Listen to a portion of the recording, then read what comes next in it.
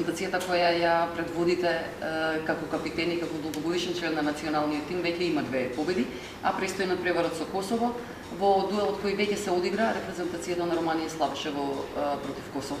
Што очекувате вкупно од овие квалификации, што особено од надпреварот со Косово? Очекувам да продолжиме со победи исто кој што победивме на минатите два надпревари против Романија и Косово. Искрено не ни гледавме Романија против Косово и мислам пак се зависи од нас. Ние ако имаме пристап како што имавме против Романија дома и Косово таму, мислам дека со таква енергија и со таква одбрана и позитивност мислам како што увек ја краса репрезентацијата у минатото. Во минатите години мислам дека ќе немаме проблем да дојдеме до победата обикање. Дали квалитетивното ниво на македонската репрезентација дозволува да очекуваме прво место во оваа група? Да. Мислам дека сме доволно зрели и сме доволно физички подготвени и мислам дека и го заслужуваме тоа прво место по тие два надпревари што ги одигравме. Мислам дека со утре и со Романија таму треба да се надевам дека ќе победиме на тие два надпревари и ќе завршиме на првото место. Би сакала малку да те вратам на се оно што се случуваше во изминатите години на македонската кошаркарска репрезентација. Како гледаш на оно што се случи? Како националниот тим од сосема коректен и пристоен европски состав се најде на најниското скалило на квалификациите? Што се случи, кои беа грешките, особено што тоа е таа репрезентација во составот на играчите, па и нема многу радикални измени. Да, не знам, искрено се деси многу брзо, дека оваа репрезентација играше и на квалификациите за 2014, мислам дека за квалификациите за европски у Хрватска се пласиравме како први или втори, не е тоа битно, али пак ние со таа репрезентација игравме и на европско првенство, што ни фалеше една победа пред Словенија да идеме у втората група. После што се деси, имаше и доста турбуленции во федерацијата, тоа мислам дека не ни дотика на нас, али дали не е доволно добар план за физичка подготвеност, дали не знам што кажам, мислам дека тоа што имам успех од 2011 не се сите гледа на тој успех, но никој не гледаше толку многу да се инвестира во младите и во перспективата. Да, и тој преокрет на 18-19 години што треба да се изфорсираат малци, да се претрпат доста порази за некој играч да стане исто во мене во Охрид што ми даде шанса и се трпеше и порази и се, али пак од таму искочија доста млади играчи.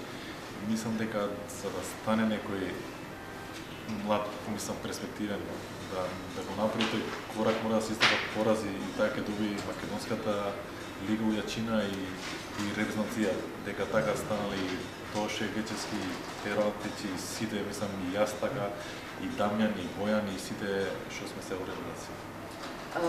Сепак, впечатливо е дека вие сте тие отприлика истите момци на кои им се случи тој драстичен пат резултатски, ако еве сега покажувате во битката со овие противници од ова квалитативно ниво, дека не ви е тука место.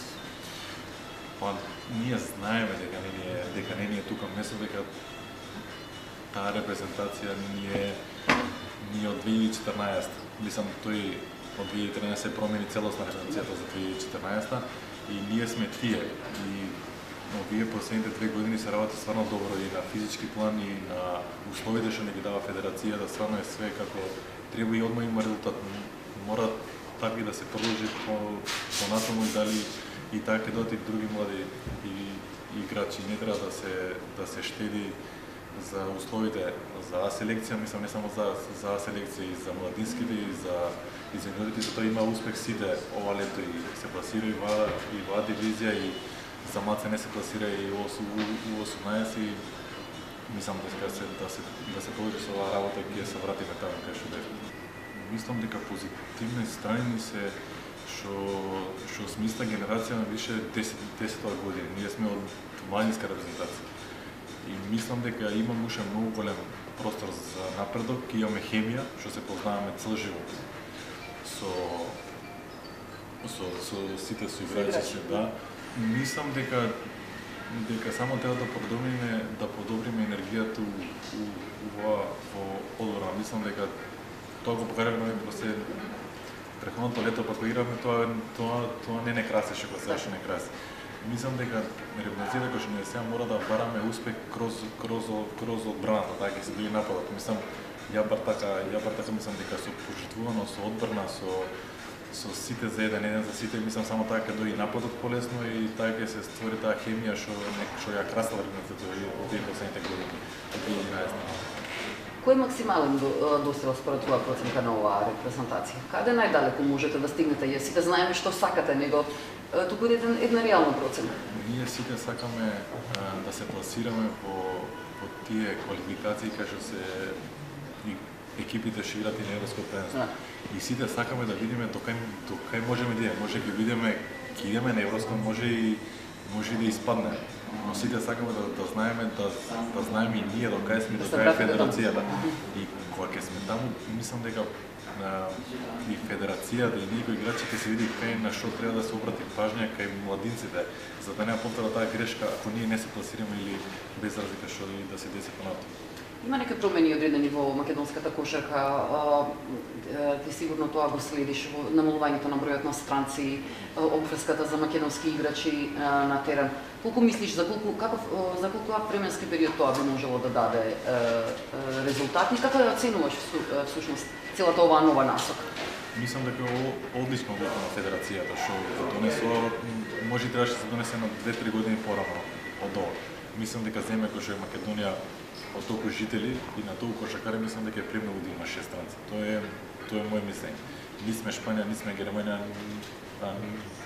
ни сме Турција да играме со толку странци. И кога Ренедите имала најдобри резултати, сите играчи станале кога имало 3 или 4 странци на македонската лига. Мислам дека тоа не треба да се мина и да не така сите добиваат шанси и дајат квалитетни странци, што и ние самите учиме од нив.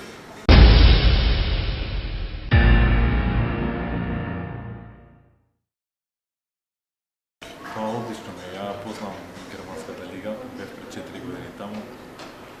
Одлична организација, јака лига, доста е понапредна за разлика од 4 години, доста инвестира како у домашни, така и у странци, така и у целата организација на таа лига. И више од следна година и сакаат да имаат 2 представници у Евролига, неколку у Еврокуп и така напредуваат и домашните, странците, судиите, федерацијата. Целиот систем функционира подобро. Ми беше сон мене да играм у Шпанија и се задржав таму 3 години.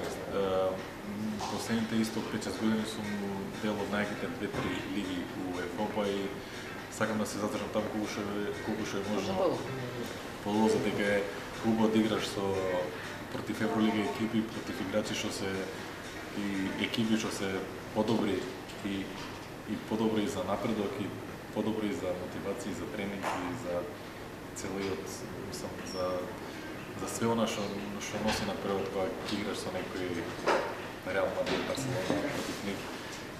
Тоа го чекаш скоро. Евролигашката кошарка ли ти е некоја крајна цел? Па да. Играв една година во Алба Берлин, али тоа е ниво што се сменета многу последните и е скоро близко многу да е